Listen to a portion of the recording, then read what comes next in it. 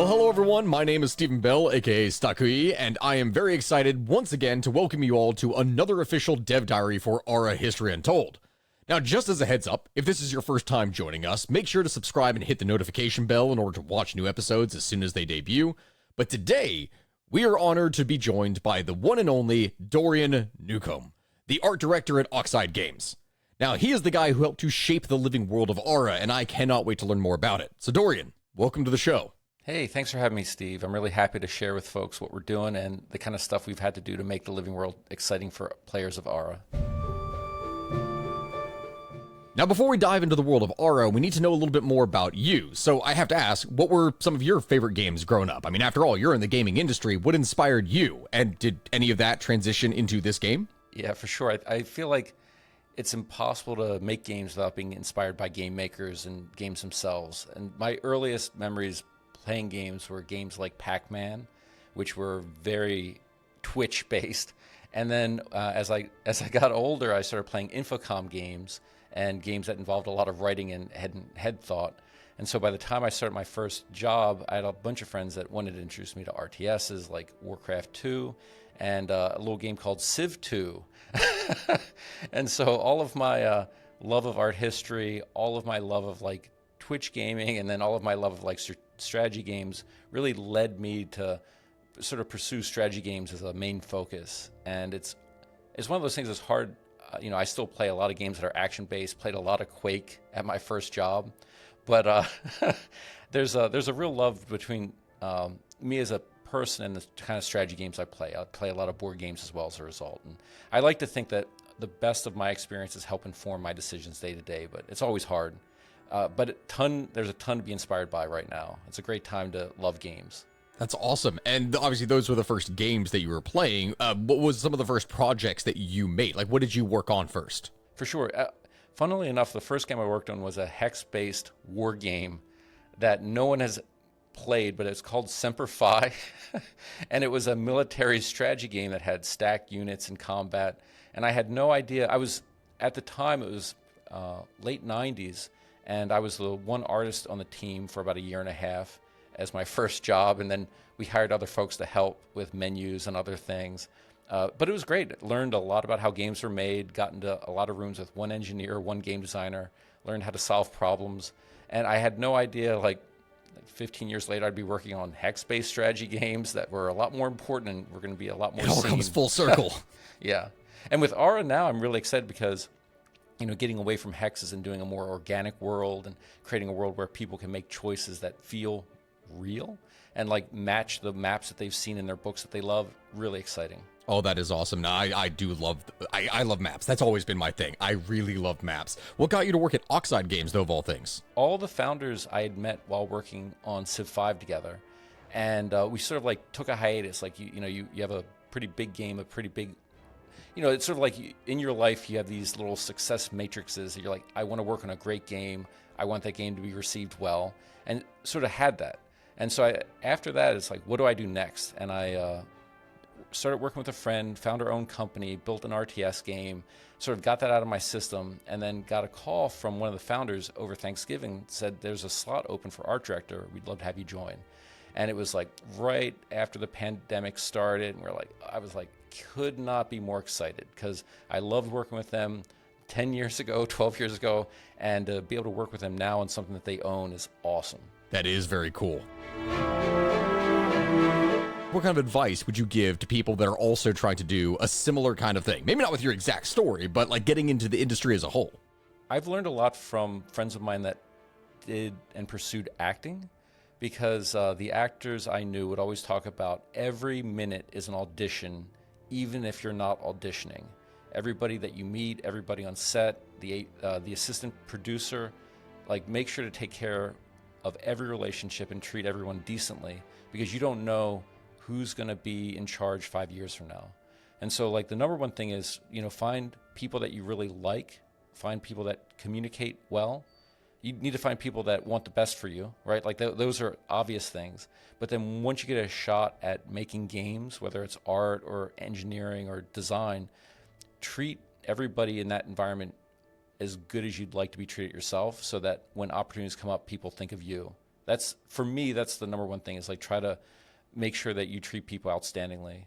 And it's easy to say, very hard to do. When there's a lot of pressure, there's a lot of ego involved with making creative things. But if you can set that aside and treat people decently, you're more likely to get an opportunity to work with great people in the future. Everyone has a vision, but be nice about it. I get that. Yeah. Now, from what we've seen about Aura, the team has managed to create something that really does look alive. It is vibrant. So can you walk us through the process of developing the aesthetics for Aura, like how all of this worked? We have a lot of city models, we got citizens, we got military units, we got all these different things. So how did you decide how something like this was going to be looking? So I joined the project midstream, and the most compelling thing I saw when I sat down with Michelle to take a look at the game and see the state of the game was she moved the camera in. We're looking at a beautiful landscape. There were little animals, wild animals grazing. There was like a citizen walking around with a little staff. And I could see something that I know a lot of people had imagined in their average strategy game, but I could see for real. And I think that's a testament to the folks that were building the engine and the early research done on costuming. I mean, I have to really put it out there. Justin Rodriguez is kind of my right-hand man when it comes to the living world. Like, he is the person that makes it happen. And I give him feedback and I give him notes, and we talk about history, we talk about film, we talk about lighting. But he's the person that meticulously handcrafts, works with the environment team, works with the characters, works with the environments and architecture. And it's my rapport with him that really is the foundation for building this living world. And, outside of the environment, though, getting lighting to really be true, getting the early morning mist on the hills, getting the little aesthetic touches that just bring it all together. I know exactly what you mean. Getting marble to reflect only partially, trying to get the ship's sails to look cottony. I mean, there's a lot of stuff that goes into it, and a lot of it actually is pretty boring. Like you're in a file, you're adjusting grayscale values, you're pumping out 20 trees, but when you assemble it and someone moves the camera across the landscape and you see their excitement and you see them going, wow, I didn't think it would look this good. Super, super gratifying. It's worth it. I totally get that. How did you approach the challenge of being able to because we're talking about landscapes at that point, but there's all these different cultures with all these different costumes, as you said, that they would be wearing. How did you approach that? Because there's many different cultures that are going to be in this thing with all their own uniqueness. And so what we've tried to do is pick more or less the greatest hits, people that would know a time and place, because different people were in power at different moments in time. So sometimes it would be the Chinese were the dominant force in that area. Sometimes it would be Japan. Sometimes it was Korea.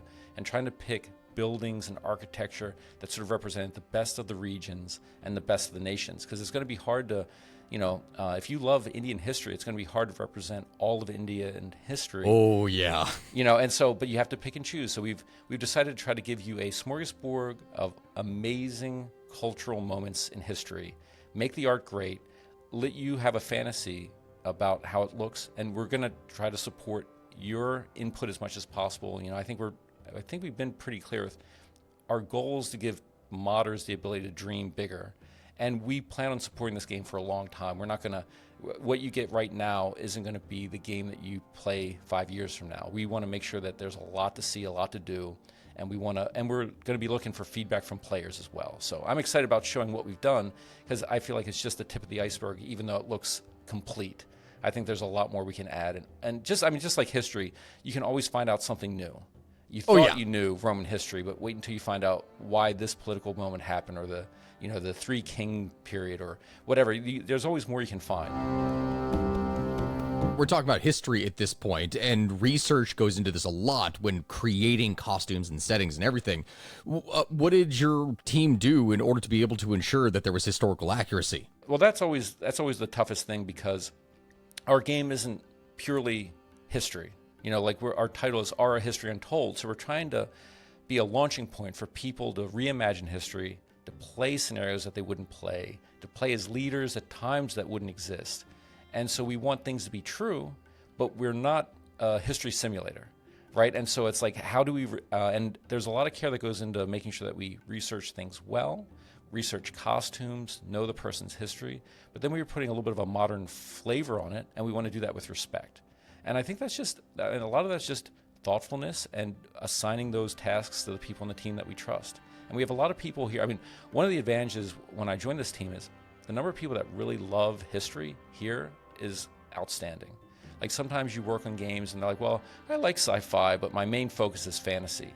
And working with the people here, being able to go deep in conversations about history and architecture and, even like the engineering was the foundation for a lot of architectural movements. Being able to like have discussions with folks and point those out and nerd out on that, I think helps a lot. And it speaks when you see screenshots and you play the game, the buildings look true.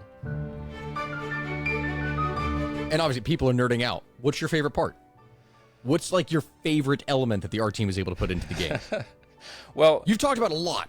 So for me, we have spent a lot of time on having all of these pieces come together. So we haven't built blocks of sets. So if you build a city and you decide to put a library over here, a farm over there, we're really laying it out procedurally. Where the roads show up are based off of the procedural terrain generation and the borders.